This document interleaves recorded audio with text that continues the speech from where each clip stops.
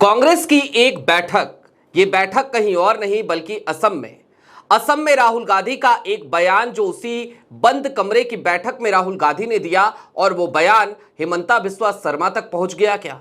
क्योंकि हिमंता बिस्वा शर्मा ही लगे चीखने और चिल्लाने, क्योंकि राहुल गांधी बकौल हिमंता उन्हें जेल भेजना चाहते हैं। हालांकि हिमंता बिस्वा शर्मा ने जो कुछ भी कहा उसमें उन्होंने राहुल गांधी के ऊपर चल रहे तमाम मुकदमों का जिक्र कर दिया, लेकिन जब हिमंता इन तमाम मुकदमों का जिक्र कर रहे थे तो उस वक्त पे हमें लगा कि क्यों ना भारतीय जनता पार्टी की वॉशिंग मशीन का जिक्र किया जाए, क्योंकि हिमंता बिस्वा शर्मा जब कांग्रेस में थे तो भारतीय जनता पार्टी के तमाम लोग हिमंता पे कई आरोप लगाया करते थे, यहां तक कि गृह मंत्री अमित शाह भी। लेकिन जब वही हिमंता राहुल गांधी से बगावत करके भारतीय जनता पार्टी का दामन थाम लेते हैं तो फिर अमित शाह से एक प्रेस कॉन्फ्रेंस के दौरान जब एक पत्रकार ने यह पूछ लिया कि हिमंता पे आप लोग ये आरोप लगाया करते थे, तो अमित शाह लगभग नाराज होते हुए बोले कि ऐसी बातें नहीं पूछनी चाहिए भैया। तो फिर भैया कैसी बात करनी चाहिए? आज आखिरकार असम में राहुल गांधी पहुंचे तो हिमंता को कितनी परेशानी हुई, और इससे भी बड़ा सवाल ये कि गौरव गोगोई और राहुल गांधी ये दोनों क्या वाकई में असम में हिमंता की मुश्किलें बहुत ज़्यादा बढ़ा चुके हैं? नमस्कार, मैं स्वप्निल और आप मुद्दा देख रहे हैं। आगे बढ़ने से पहले वही छोटी सी अपील महज इतनी कि ये चैनल वो पुराना वाला मुद्दा चैनल नहीं है जिसपे एक एक करके हमने सब्सक्राइबर जोड़े थे, आप सबका एक बड़ा परिवार बनाया था।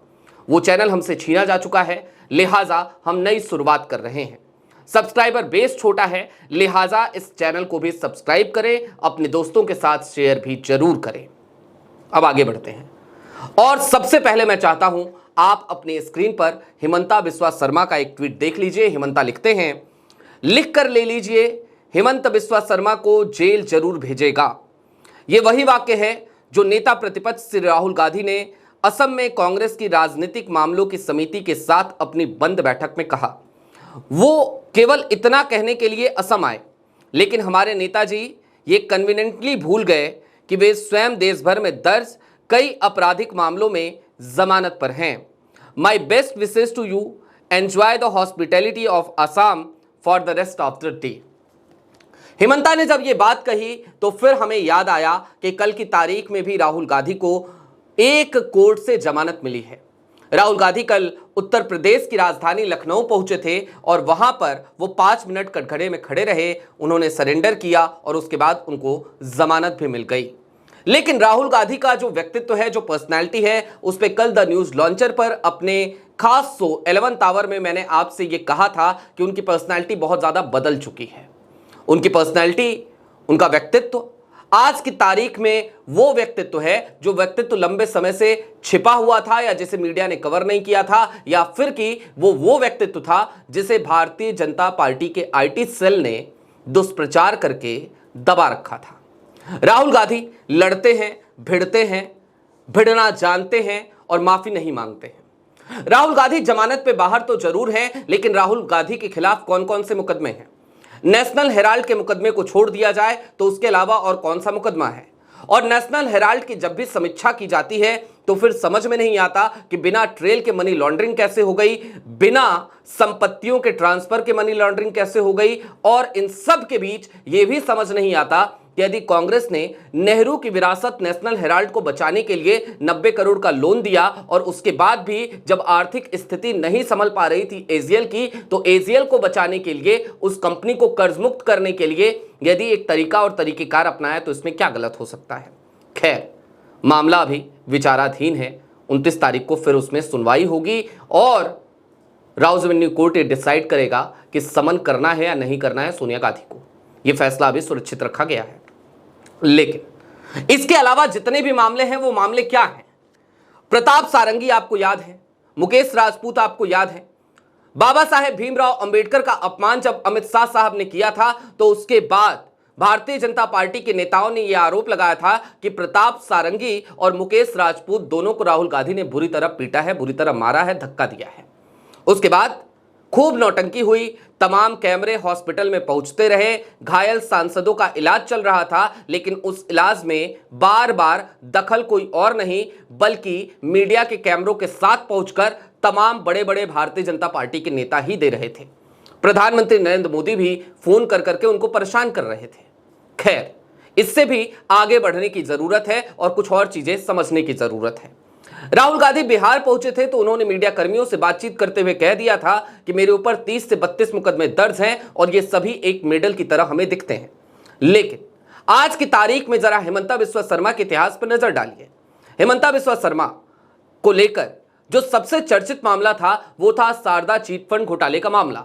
इसके अलावा और भी कई मामले थे, मसलन सरकारी जमीन, उनके मुख्यमंत्री बनने के बाद उनके ऊपर यह आरोप लगा कि उनकी पत्नी ने सरकारी जमीन का लाभ लिया है, ना जाने क्या क्या आरोप उनके ऊपर लगे, तमाम भ्रष्टाचार के आरोप लगे। लेकिन हां, शारदा चिट फंड घोटाला तो एक ऐसा घोटाला था जिसको लेकर भारतीय जनता पार्टी भी हेमंता पे लगातार हमलावर हुआ करती थी। भारतीय जनता पार्टी के निशाने पर हेमंता बिस्वा शर्मा हुआ करते थे। लेकिन जब हेमंता बिस्वा शर्मा भारतीय जनता पार्टी का दामन थाम लेते हैं तो उसके बाद से उनको क्लीन चिट मिल जाती है। और ऐसा सिर्फ हेमंता के साथ नहीं हुआ, बहुत सारे लोगों के साथ हुआ। आपको याद होगा वो प्रसिद्ध डायलॉग एक नेता का, अजीत दादा चक्की पीसिंग, पीसिंग एंड पीसिंग। आज वही अजीत पवार उन्हीं नेता के साथ उन्हीं के मंत्रिमंडल में है, तो फिर इसे क्या कहा जाए? कैसे भूला जा सकता है कि भारतीय जनता पार्टी के पास एक वॉशिंग मशीन है जिसमें आप जितने भी दाग लेकर जाएं भ्रष्टाचार के, वो तमाम दाग धुल जाते हैं यदि आप भाजपा की तरफ जाकर शामिल हो जाते हैं, या तो भाजपा ज्वाइन कर लेते हैं या अपनी पार्टी को तोड़कर उनकी पार्टी में एक गुट लेकर के चले जाते हैं और उनके समर्थन में खड़े हो जाते हैं, एनडीए का हिस्सा बन जाते हैं। ये सब कालांतर में हमने कई बार देखा है। तो हेमंता बिस्वा शर्मा आखिरकार आज की तारीख में तिलमिलाए क्यों? तो इसके पीछे की सबसे बड़ी वजह क्या है, अब जरा उसको समझ लीजिए। गौरव गोगोई, बीते दिनों एक सर्वे आया, उस सर्वे को लेकर भी हमने एक रिपोर्ट आपके सामने रखी थी और उस सर्वे में भी यह पता चला था कि गौरव गोगोई बहुत तेजी से जो खाई है उस खाई को भरते हुए नजर आ रहे हैं। दोनों के बीच में जब पूछा गया कि मुख्यमंत्री की पहली पसंद कौन है, तो पता यही चला था कि पॉइंट कुछ का अंतर रह गया है, यानी कि 1% से भी कम का। यानी कि कुल मिलाकर हेमंता बिस्वा शर्मा की जो लोकप्रियता है वो लोकप्रियता तेजी से कम हो रही है। दूसरी तरफ गौरव गोगोई मुख्यमंत्री के तौर पर पहली पसंद बनते जा रहे हैं असम के लोगों की। और गौरव गोगोई को, चूंकि वो सदन के उपनेता तो हैं ही, लेकिन उनको असम का प्रदेश अध्यक्ष बनाने का फैसला भी कांग्रेस ने बीते दिनों कर लिया, उनको प्रदेश अध्यक्ष बना के भेज दिया। जिस वक्त गौरव गोगोई को प्रदेश अध्यक्ष बनाकर भेजा गया, उस वक्त हेमंता बिस्वा शर्मा गौरव गोगोई पर बार बार पाकिस्तान के साथ संबंध होने का आरोप लगाया करते थे। लेकिन उसके बाद भी गौरव गोगोई ने हमेशा एक बार डंके की चोट पर कही कि मैं पाकिस्तान गया था, और जब गया था तो प्रॉपर वीजा के साथ गया था, तारों के नीचे से तो गया नहीं था। तो फिर आखिरकार इस बात की जांच क्यों नहीं कराते? हेमंता बिस्वा शर्मा, असम में उनकी सरकार है, हेमंता बिस्वा शर्मा उस पार्टी से आते हैं जिसकी केंद्र में सरकार है, गृह मंत्री कोई और नहीं बल्कि वो हैं जिनकी आंखों के तारे हैं हेमंता बिस्वा शर्मा, यानी कि अमित शाह साहब। तो अमित शाह साहब यदि गौरव गोगोई ने कुछ गलत किया था तो उसकी जांच क्यों नहीं कराते? उसकी जांच कराए, उनको सजा दे, उनको सलाखों के पीछे डाल दे यदि पाकिस्तान से उनका कोई कनेक्शन है। सिर्फ चिल्लाने से, सिर्फ बतौलेबाजी करने से तो काम नहीं चलेगा।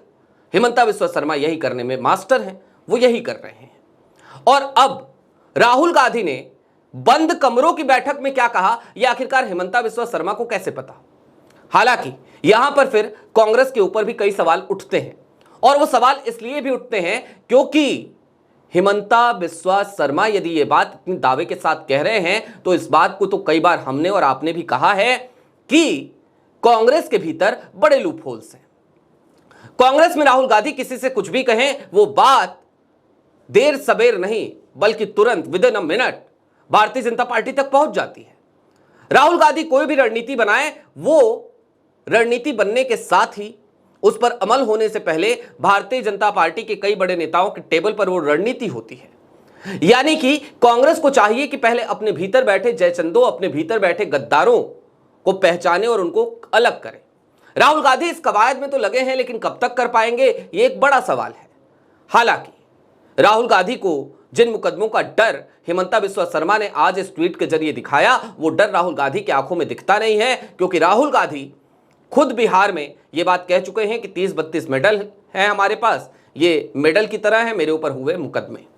अब हेमंता बिस्वा शर्मा की परेशानी जायज है, लेकिन हां, एक बात और चलते चलते कहना चाहूंगा या फिर सीधे तौर पे कहूं तो एक कहावत याद दिलाना चाहूंगा, जिनके घर शीशे के होते हैं वो दूसरे के घरों पर पत्थर नहीं चलाया करते।